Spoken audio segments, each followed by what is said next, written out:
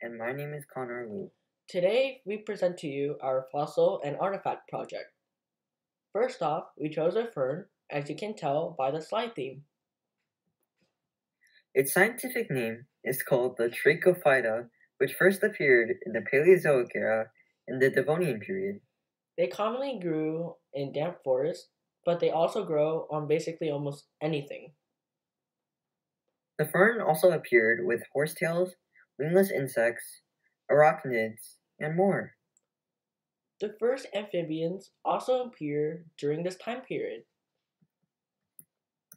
And over here is our beautiful one-pager and our progress for each day. On day 1, we drew the title and worked on the time period section and the climate section. On day 2, we did some of the habitat and food resources section as well as adding a border. The following day, we did vocabulary, environment, and climate sections. On day 4 to 5, we didn't have much time, so we didn't progress much, but we revised some sections. And on day 6 through 9, we added some finishing touches like outlining with Sharpie, coloring, and finishing the question section, as well as adding leaves on the border. And over here is the most exciting part of the project, the making of the leaf.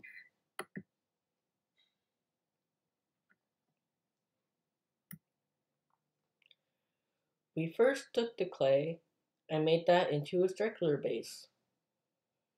And then we put on the leaf that we totally didn't steal from the class frog. We then added sand and gloss to make it even cooler if it wasn't even already.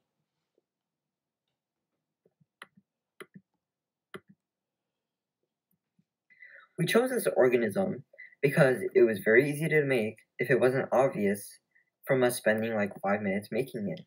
We also chose this organism because we totally wanted to learn more about a leaf that still exists. Some successes we had during this project were completing everything on time. And some challenges we faced were having to change the original plan, which took some time for us. So overall, I think we both worked well on outlining and planning.